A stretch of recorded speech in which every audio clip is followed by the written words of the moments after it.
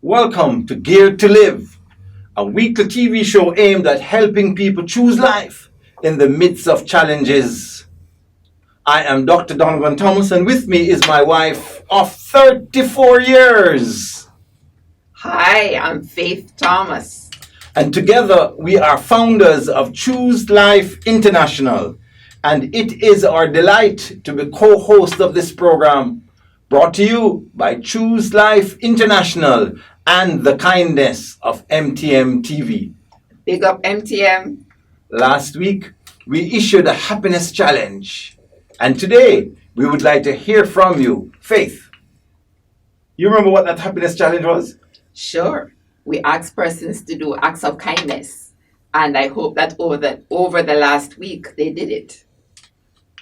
Wow. And you know, I've really found that people who are involved in doing acts of kindness tend to be so much happier. That's true. You know, over the next 12 weeks, we will be looking at the various chapters in a book called Geared to Live.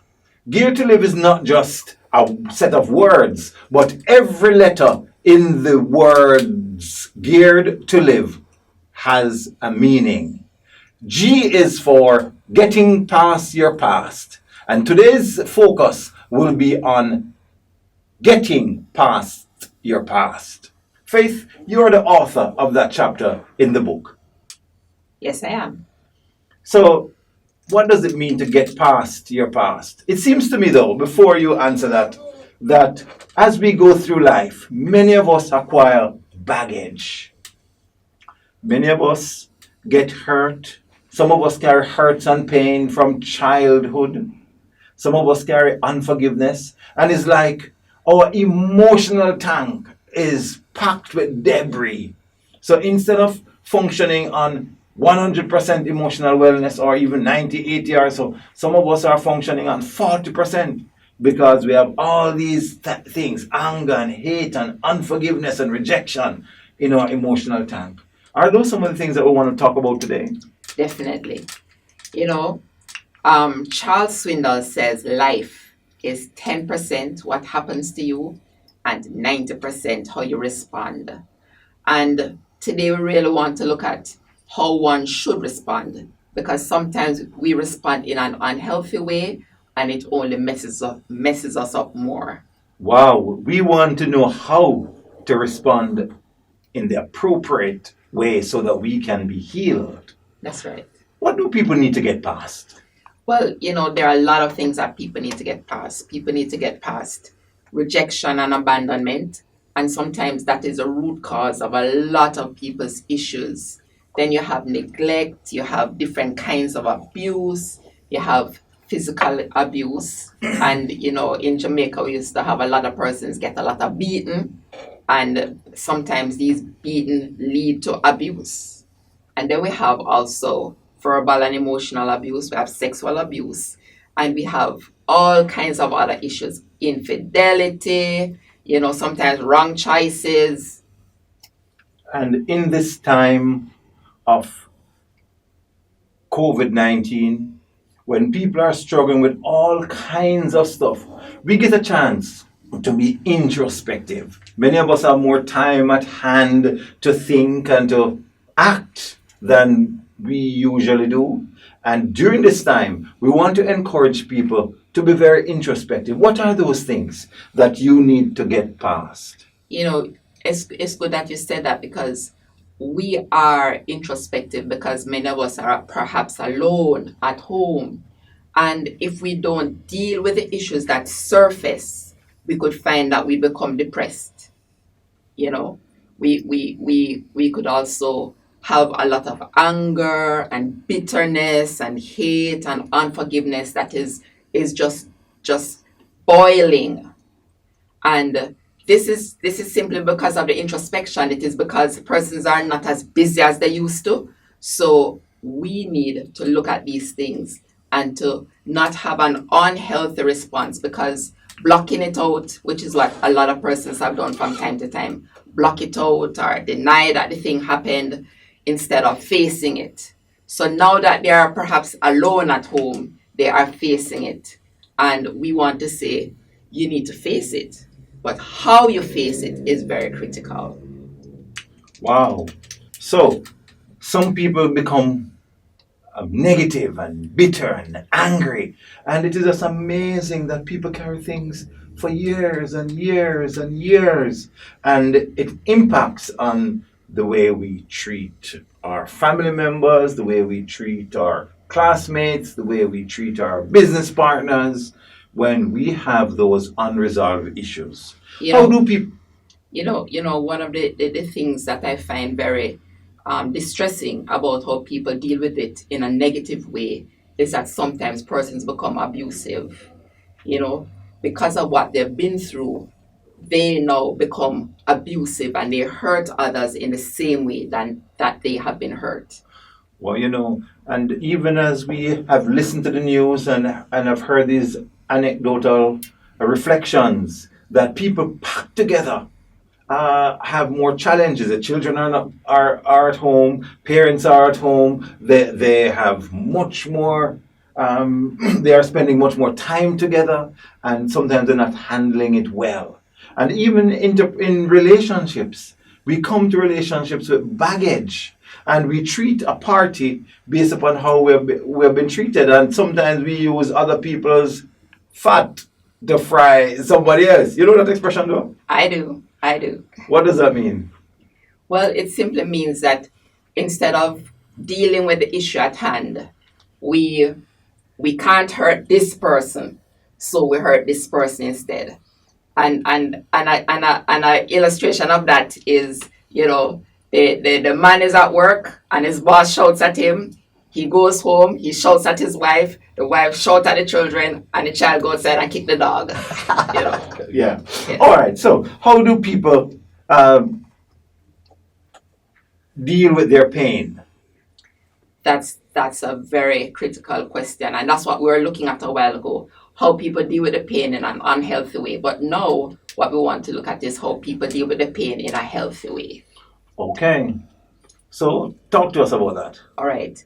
So the first thing that we want to encourage is that persons change their thinking. Because when you change your thinking, you actually change your life.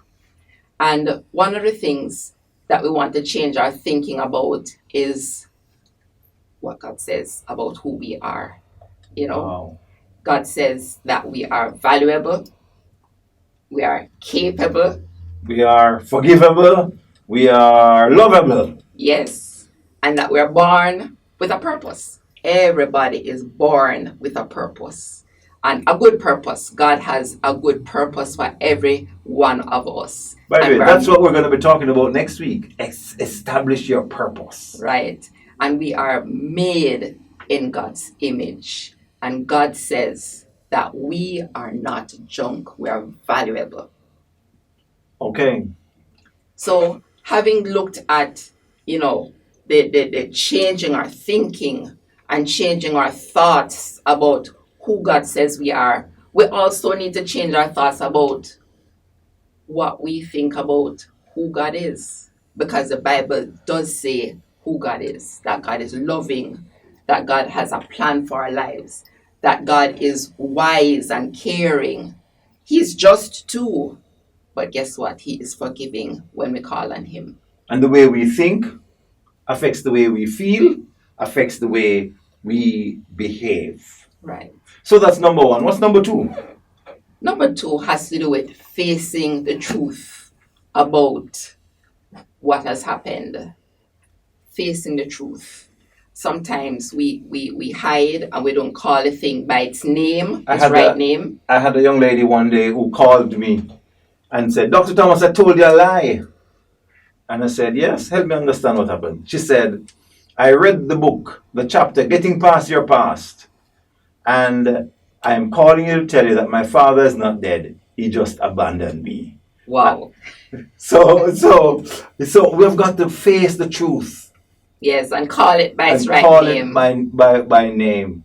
Yes, because just as you illustrated, sometimes persons were sexually abused and they take the blame and they think that they are the one who did it when it is somebody else who abused them. So we need to call it by name.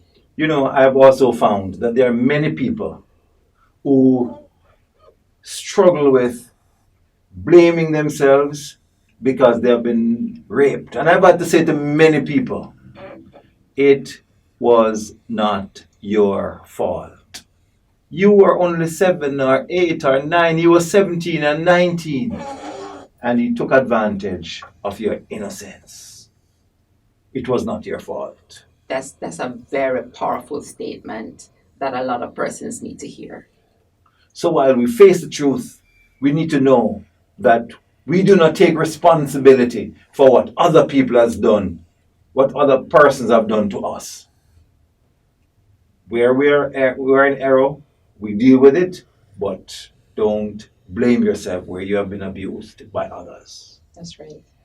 Okay, so there are three things. We're changing our thinking, we're facing and accepting the truth about our past. What's the third? Forgive. Wow. Forgive. You know, I this is very hard. And in fact, when we talk about forgiveness, there are a lot of persons who say, forgive? No, sir.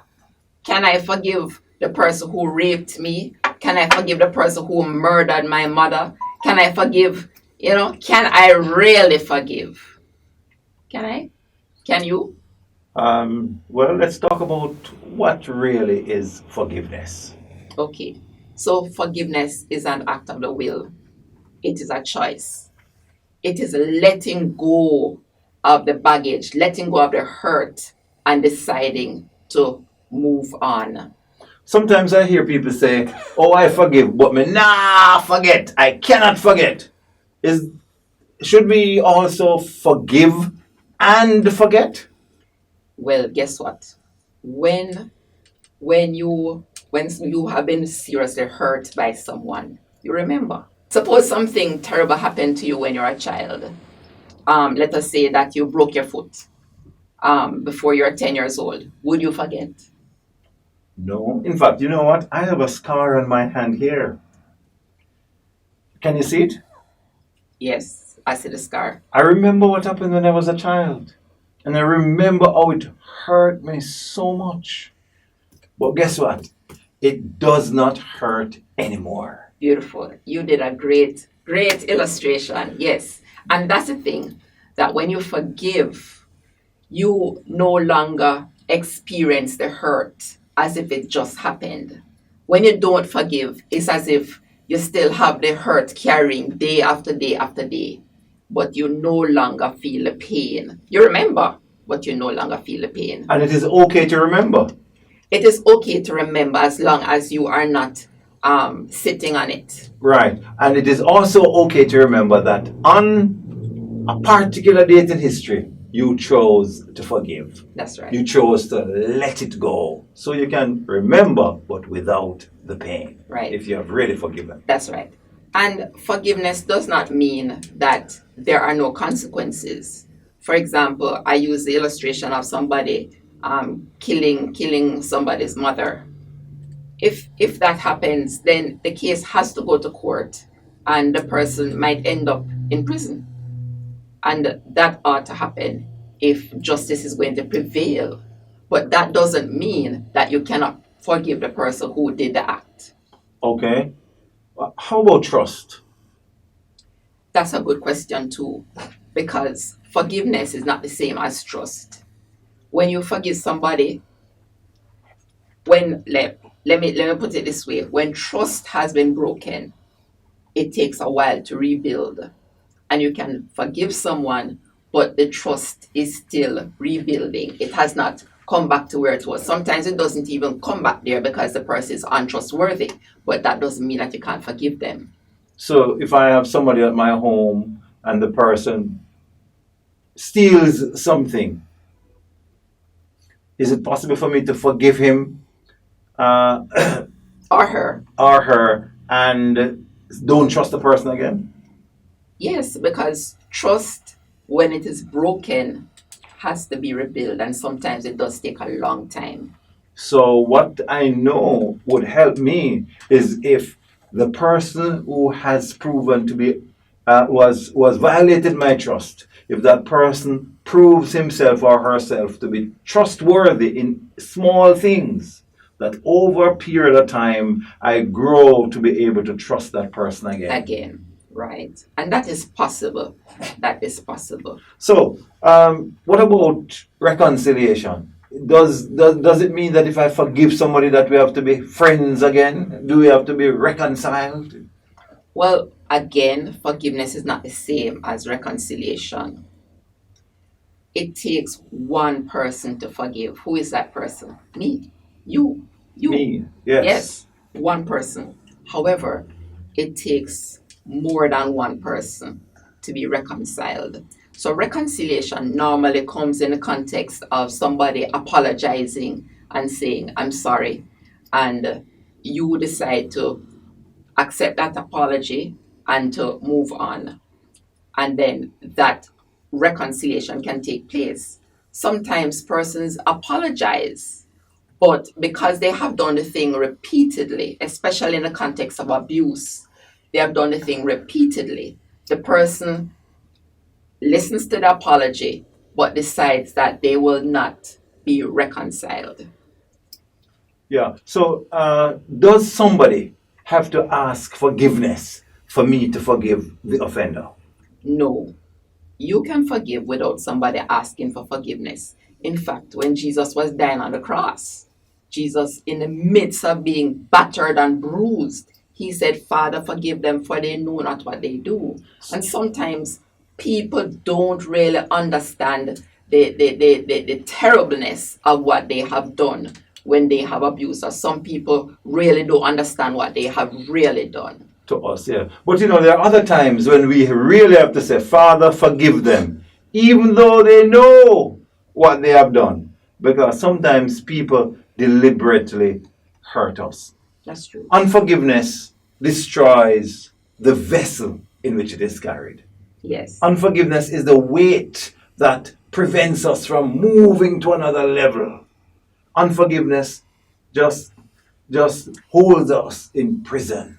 Yes. And there is someone who said that unforgiveness is like drinking a cup of poison and expecting the other person to drop dead. So unforgiveness is really destroying me if I am carrying that. Yeah, Faith, I had somebody who said to me some time ago, as I stood at my father's graveside, while my siblings were crying, all I could say to myself, I wish I could kill him again. Yes. Is it possible to forgive somebody who has died? It is. And so I have worked with persons who have had to just do like an empty chair technique, like they imagine that the person is there and they say to the person, I forgive you for XYZ, whatever that is. There are some persons who will actually go to the grave and stand up and just talk and say, Papa, you're a wicked man, and you did XYZ, but I forgive you. So it is possible to forgive somebody who has already died. And sometimes they just write a letter. Say, dear Yes. grandma, when I was a child, but today I choose to forgive. Or you can just say to yourself that today you are going to choose to forgive the person who has hurt you and caused you so much pain. We want to encourage you to be introspective and to choose to forgive. I want to share a story. And this is a true story that somebody has given me permission to share. One of my clients, she gave me permission to Okay, share. I like stories. So in the book, we call her Anne. And I met Anne about 7 years ago. And Anne was in a context where, as she developed the courage, because at first she didn't tell me exactly what the situation was, but as she developed the courage, she started to tell me what the real thing was. So her mother abandoned her in a board house with a candle when she was 3 years old. And while she was there, the candle burnt down and caught a fire. And when it caught a fire, her father saw the fire and came and rescued her. So the mother had abandoned the family, she had gone. And so the father now started to raise his child. And as the father raised the child, he started to sexually abuse her. And she told different people about it, and they eventually put her in a children's home. She stayed in the children's home until she was 15 years old. And then she decided to look for her mother. And she finally found her mother. And she went to stay with the mother. But the mother had a boyfriend. And the boyfriend started to sexually abuse her. And she told the mother. And the mother did not believe. So the mother actually flung her out with her clothes and everything and said, "Lie! You're trying to mash up my life!" And sent her off. This young lady grew up on the street, and she battered and battered and battered. And then finally, not finally, but she started to become very suicidal, depressed and suicidal. And she actually attempted to kill herself over 17 times. And I think that's the time you met her, eh? That was in a context in which I met her. And we talked about, what it is that she had been through. We talked about how she had dealt with her pain in an unhealthy way. And then we started to talk about how to deal with it in a healthy way. And we spoke about changing our thinking. We spoke about facing and accepting the truth. And then we spoke about forgiveness. She said, "Forgive? Me? Forgive? No way! No way! Not on my dead body. No way!" She refused to forgive. And we continued with the sessions, and one day, like probably 3 years later, she forgave her father who had sexually abused her, but she would not forgive her mother. And years passed, and she still said she wouldn't forgive her mother. By this, her mother became severely ill, and her mother was really, on the verge of dying. And she held out, and I kept saying to her, the worst thing that can happen is that your mother dies and you don't forgive her. Let it go. Let it go. And I kept on encouraging her. Then the mother went into the hospital in a coma. And I remember she called me and she said, her mom is in the hospital in a coma. And I said, please go and talk with her. By this, she had come to a place of forgiving her mother, but she didn't tell her mother. I said, please go and tell her that you have forgiven her. And she did that. She went and she was able to take care of her mother for 7 days, because by this, her mother couldn't do anything for herself. And she just lavished love on her mother, and she began to say to her mother, Mama, we've had our differences and you've done some things that really hurt me, but I want you to know that I have forgiven you. 2 days later, her mother died. And she called me and she said, thank you so much. She was crying, but she said, thank you so much. I am so happy that I was able to forgive my mother. And when we went to the funeral, she just bawled. It's like everything just came to the surface, and she just bawled and she said, Mama, Mama. She just bawled. And she said to me, I just have one regret, that I waited so long. I don't know what you're dealing with right now, I don't know what are the I don't know what are the memories that have been triggered as you have watched this program. But what I want to tell you is that you stand on the verge of one of the greatest breakthroughs in your life. There may be hurts and pain that are buried deep. There may be people that you need to forgive. When you do not forgive, you allow people, other people, to control your happiness. And I want to encourage you to forgive the persons who have hurt you. You know, I want to say one more thing before we wrap up. Forgiveness is a choice and it is also a process. It is a journey. If you've been seriously hurt, you don't just get up and say, oh, I've forgiven. But every day, once you make that commitment to forgive, you need to just say every day, yes, I have chosen to forgive this person. Even if you see the person and the person continues to do things that are not nice, I have chosen to forgive this person. And you keep on saying it to yourself until you know that all of that is gone.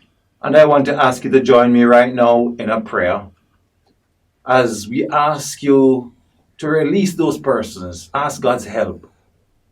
Here's a prayer.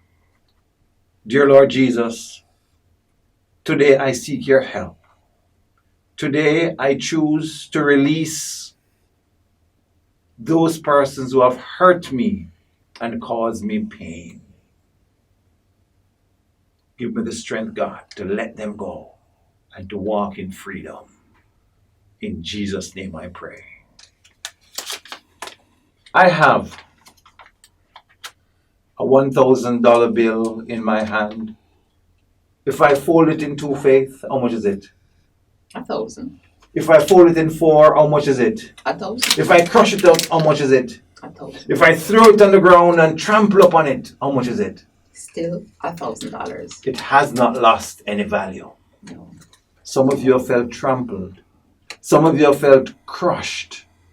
Some of you have been thrown to the ground and abused in significant ways. I want you to receive today that you have not lost any value. A young lady once said to us, when I forgave, it was like a truck was lifted off my chest. Forgive and walk in freedom. And you can write an anger letter, write an anger letter and write a forgiveness letter that you don't give to the person. In fact, that's the happiness challenge. Yes. What's the happiness challenge? Okay, so we want to challenge you. If you have really, truly reached that place where you say, I want to forgive this person, write the anger letter, stating what the person has done to hurt you, and then tear it up and write your forgiveness letter, stating what the person has done, and say, I choose to forgive you. As we wrap up, I want to say to you, I am valuable. I am lovable. I am forgivable. And I am capable. And so are you. This is Geared to Live, a program brought to you by Choose Life International with the kindness of MTM TV every Thursday, 6:30 to 7 p.m. We invite you. Join us this and every Thursday.